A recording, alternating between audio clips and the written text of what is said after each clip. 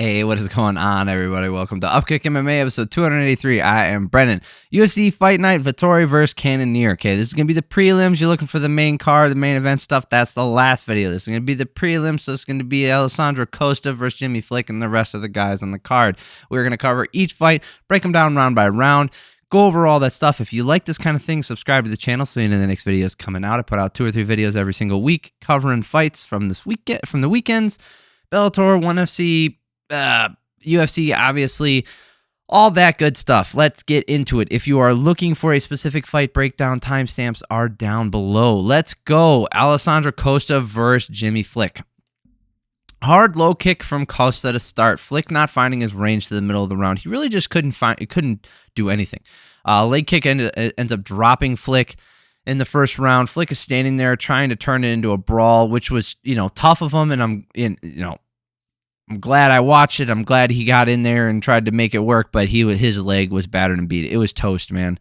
Another leg kick shuts down the lead leg, and Costa landing some elbows and getting the ground and pound TKO in the second round here. First round, 54-14 with, 15 leg kicks in that first round from Costa. Really damaged that lead leg of Flick and just made it impossible for him to move.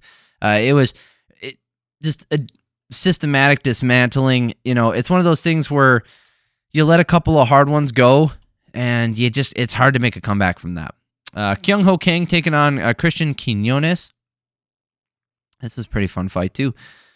All right, trading leg kicks to start. Quinonez was landing this nice long jab, landing some of his own. Also, just a helpful hint: if you have a long neck, naturally, maybe don't get full neck tattoos because you don't want to accentuate the fact that you have a giraffe neck. It's not that it's bad, and to each their own. You do what you want. I always think it's goofy looking. Like if you've got if your neck is disproportionately long and you look like you got your head sitting on the top of a light post strapped between your shoulders, maybe don't tattoo the light post up with graffiti. Hard right hand from Quinonez that rocks Kang. He moves back. Kang lands a right hand of his own, and Quinonez is out for a second, but he managed to survive. Kang in the mount and then gets the back in the rear naked choke finish. This fight was a banger. If you did not watch these, I recommend going to watch at least the last 2 fights on this card, or this the early prelims here, or the prelims. I recommend putting these on in the background. These aren't even background fights. These are worth watching, especially these 2. But put them on in the background when you hear some screaming or whatever. Then you look at the screen and find out what's going on. So maybe you're cleaning today, maybe you're outside, maybe you're at the gym, whatever it is. Throw them on and just have them play in the background, and then glance over as you can, because some of them are really fun to watch. All right.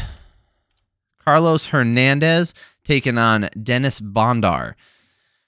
This is had some interesting things happen in this fight. So Bondar was swinging that huge overhand right as Hernandez was sticking and moving. Bondar landing a hard body kick and Hernandez landing a hard kick of his own. This is back and forth. It's just hard to say that Hernandez is ahead, even if he lands more, because Bondar's shots are landing so hard. But then again, you look at the stuff and you're like, Hernandez landing more, and I do lean towards him for accumulated damage. So 35-12 was the total striking numbers in favor of Hernandez, or the significant striking numbers. So I gave him that round 10-9. It's just when I was watching it live, it just, Hernandez is popping 2 or 3 jabs out there, and Bondar, takes him, but then he lands a good shot back, and you're like, is Bondar doing enough damage with those? Probably not. It just didn't add up in his favor. Second round, Hernandez was landing the jab well. Hernandez landing more again through this early part of this round. His output is just making Bondar slow down, not even leaving the opening for him to throw back. When he does throw back, he throws hard, though. Bondar lands a beautiful double leg, down for only a second, but Bondar throws some kicks. Hernandez still on the ground right at the bell. He threw a kick at Hernandez. Hernandez was still on the ground after the bell. It was really fucking stupid. There's no point deduction. He hit him in the head. He ended up kneeing him in the head. It was really dumb. I can't believe they didn't take a point for that. It was really stupid. Whatever. It was really, they should have taken a point. I had Hernandez winning this round. I didn't realize, so that apparently on the striking numbers here, Bondar outstruck him in this round. I don't believe that. This might I would say that this is an error in here. I think some of these body shots might have been blocked. But even if he did, I think Hernandez did enough in this round to win it 20-18. Bondar looping and landing with a jab as he throws in. Bondar was staying in the pocket. Hernandez was countering really well in this last round. Hernandez was opening up with the high kick, jumping knees, huge hooks, and then Hernandez gets a body slam, and there's a clash of heads, and then he starts throwing elbows to knock Bondar out. So he clearly won this last round. I had him up 30-27. And the thing that happened at the end here, hearing Dominic Cruz try to explain it and say, like, I understand why he's saying it. He's saying if you do a body lock slam and you slam someone on the ground and your head is touching their head, isn't touching their head, so they're separated, and you slam their head on the ground and then your head slams their head, who's to say that the ground didn't knock them out? That's fine, and I understand the logic, but it doesn't matter what position you're in, how it happened, or if it was after you were knocked out, because technically the fight continues. We've seen people get knocked out in there and the fight still goes on, right? You've seen unnecessary shots follow up a knockout. We've seen someone get knocked out and then come to and then continue to fight. So a knockout does not signify the end of the fight.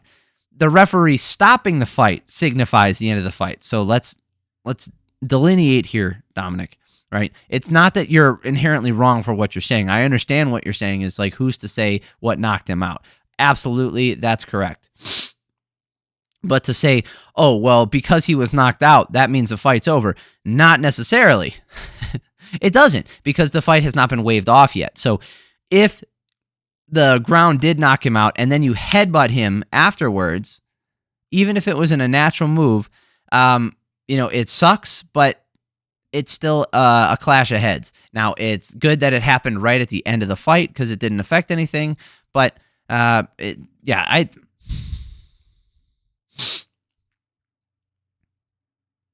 Camijo gave the first round to Bondar.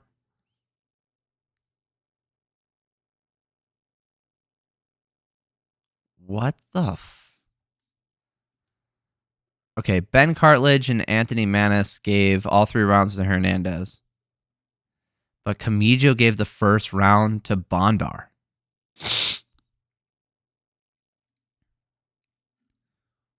What in that first round? I guess from what I was watching when I said that, but then the way it closed out, you got to give that to Hernandez. I think that's a bad scorecard. I think that's a really bad scorecard. Anyway, congratulations to Hernandez. He was upset that he didn't get the knockout win there, and they called it a clash of heads, which, signified the end of the fight, and then they scored it up to that point. So he gets a decision victory, a technical decision, but it's a good win for him. We all know what happened. It's a good fight. Tereza Bleda versus Gabriella Fernandes. Oh, okay. Fernandes was landing some hard kicks to the legs and to the body. Bleda caught a kick, gets the takedown. Good grief. Spit it out today, Junior. All right. Fernandes grabbed the fence to try and stop the takedown, but Bleda got the takedown anyway. Fernandes did some damage on the feet, but she was on her back for so long, Bleda did some damage on the ground. So 13-6 for significant strikes and 3 minutes of control time. Clearly Bleda's round. Second round here. Fernandes in the clinch and back up momentarily. They stand up. Bleda works so hard for the double leg and finally gets it back down. 3 minutes and 20 seconds left in the round. Bleda ends the round with 20 seconds of ground and pound from the mount. 20-18 in my opinion. 14 significant strikes to 2. 4 minutes and 30 seconds. 4 minutes and 29 seconds of control time here. Last round. Fernandes is swinging so hard with hooks and throwing hard straights. Fernandes landing hard left hand and a hard low kick, making Bleda wobble. Bleda gets a double leg and back to top control. Bleda in the mount with 2:45 left, and she's landing some nasty elbows. Bleda gets the back with 20 seconds left, and Fernandes was on her way to winning that round, even with the early damage. But I just don't think you can give it to her because of all that time she spent on her back and the nearly, getting her back taken, and Bleda, working her way to the finish near the end there. God dang. 30 to 15 for significant strikes and another 3 minutes and 20 seconds of control time. Excellent fight from Bleda. All three judges saw it that way. No reason to go over the scorecards for those ones. All right, this one was unfortunate. So if you saw in the thumbnail, all nonsense, Keith Peterson, Dan Argueta versus Ronnie Lawrence, and the aforementioned Keith Peterson calling a stop to this fight because he saw a tap. He did not tap. You see it in the thumbnail. Go back and watch this one. It was real bad. The fight was good. Argueta gets a takedown right away and then gets to the cradle. He takes the back. Argueta was just smothering him with pressure and control, going for guillotine, staying on the front headlock sequence. For those of you guys who don't know, when you're in a front headlock, right, when let's say this is your opponent's head and this is your head, you're over the top of it and you're wrapping your arms around their shoulders.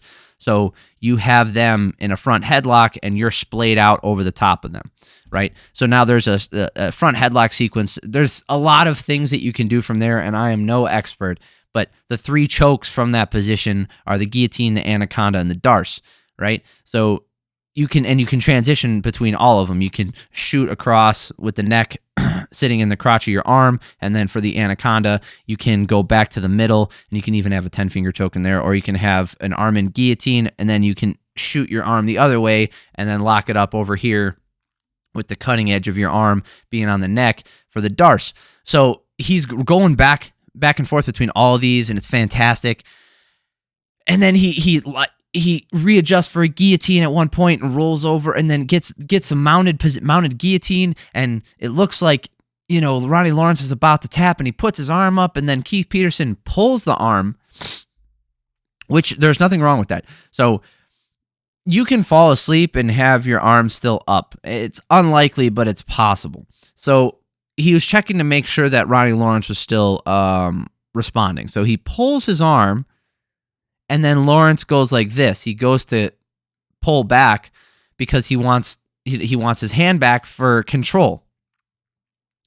Well, because he went like this when he went to go grab the body again, Keith Peterson said that was a tap, and then he calls it off. Luckily, they go through, and it's a no contest, which is good. You know, it doesn't hurt the record. It's unfortunate for both guys, though. It sucks for both of them because Ronnie Lawrence doesn't get finished, but he doesn't get to continue to compete in a fight that he clearly did not quit on.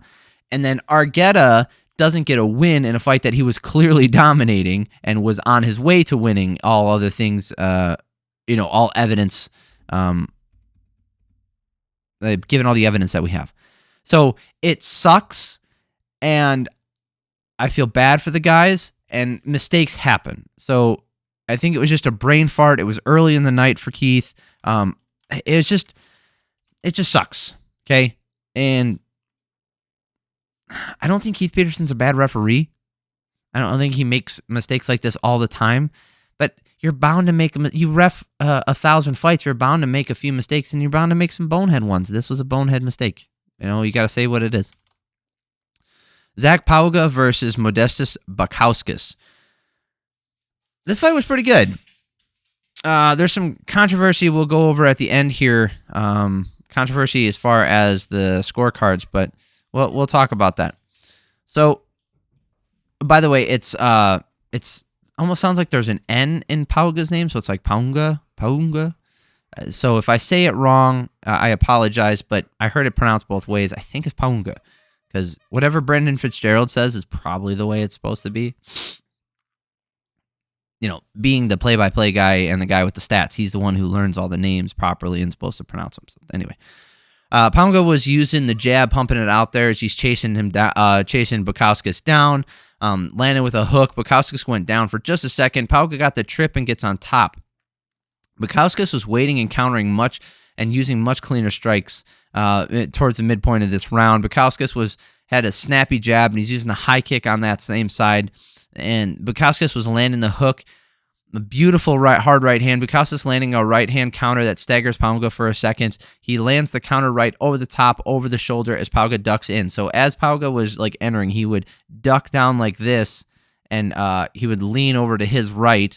and try to use his shoulder to cover up, but Bukauskas was coming over the top of that shoulder with the right hand. I gave this first round to Bukauskas. Now, he did lose on the striking numbers, 15-13, but I did give him this first round. I felt like he staggered him. He landed the bigger shots, and the striking numbers were so close. Pauga did land a good shot early. So if you gave this Pauga, I could understand, but I gave this one to Bukauskas. Second round here, Pauga landing a hard left hand as the left hook from Bukauskas lands, and they do it again. It's close at the 1 minute mark because Pauga he's the aggressor and he's landing the hard shots, but he keeps getting countered every time they go in. I think he is slightly out in front using his aggression. Pauga landing the right hand, Bukauskas staggers back. Pauga takes that round easily and putting a stamp on it in the last 60 seconds, really taking that round away. 27-23 for the advanced, the significant strikes in favor of Pauga. So I have it 19-19 going into the third here. Hard left kick to the body from Bukauskas, probably the hardest shot of the fight. It was loud as shit. They are trading the same way they were in the second round with Pauga landing a stiff jab. Bukauskas trying to land the counter hook. Bukauskas was, with some control time in the clinch against a cage. Really hard right hand from Bukauskas lands. This fight's a lot of fun to watch. Pauga landing the right hand a couple times, regardless of how sloppy it is. Bukauskas landing some nice shots to end the round, which makes it close. I still lean towards Pauga, but I could see it either way, 29-28. Like, I could, right? This last round here, if you look at the total striking numbers, 25-20 in favor of Pauga. And like I said, I scored it for Pauga because I feel like he landed the bigger shots in this last round. And he was ahead. But Bukauskas did land a couple at the end. Here's the thing. Two judges, Derek Clearly and Saul D'Amato. All right, their scorecards, regardless of how you feel about them, they're scoring in the past. Saul D'Amato giving it 29-28 to Bukauskas, and Derek Clearly also giving it 29-28 to Bukauskas. In rounds that are defensible, by the way. The first and third round are defensible. You can say Bukauskas won that first round. I explained my reasoning. I do not claim to be the end-all, be-all, but I, provide logic behind why I feel that guy wins that round. So if an idiot like me can make the argument with using some, my eyeballs and some facts, I think, somebody whose job it is to do it, they should also be able to make that argument. So that being said, I think Bukauskas winning the first round, understandable. And then the third round, again, they were close rounds, and you could say that he won the third round. That's not how I scored it. I scored the third round for Pauga, but hey, you want to give it to Bukauskas? That's okay. So Saul D'Amato and Derek Clearly here, that's fine. These two scorecards over here, no problem. Anthony Manis, on the other hand, giving the middle round to Bukauskas, this isn't the worst scorecards I've seen because at least it was a competitive round, but holy shit. This round, again, no more than 4 strikes, or no more than 5 strikes separated any one of these rounds. It was 2 strikes, 4 strikes, and then 5 strike differential in all of them, with Pauga getting the advantage in all the rounds. So it's not like any round was a blowout, but I feel like the second round was the strongest round for Pauga as far as not taking a ton of damage himself and laying out more damage. He was the aggressor. He was the one moving forward. Maybe the clinch time from Bukauskas in the last round is what people put over the top. They thought the damage was even, and that's why they gave Bukauskas the last round. That's fine. But that middle round, I don't see how you can give that to Bukauskas. I don't see it. It's unfortunate for Pauga. Yeah, that sucks. He's got that loss to Usman and now Bukauskas. Bukauskas, on the other hand, has 2 wins in his comeback after being injured by Khalil Roundtree. So, that's why he got cut. That's right. He had 3 losses in a row. Jimmy Crute, Oleg Seychuk, and Khalil Roundtree. So he said he's taking his time with this comeback. He's building on his skills, and he's trying to become a contender. So All the best to him. All the best to Pauga. I hope he comes back and can get a victory because I feel like he won this fight. All right, that is it. If you're looking for the main card, the main event stuff, you're looking for Bellator, that's in the last couple of videos, so go check those out. If you're looking for The Ultimate Fighter, I'm posting all the McGregor Chandler stuff. All that series is going on, so go check that out. Subscribe to the channel so you know the next video is coming out, so you can see that kind of thing. If you did like this video, click the like button. I'd appreciate that. Appreciate y'all for being here. Let me know what you guys thought about down in the comments. Love y'all. Have an amazing week.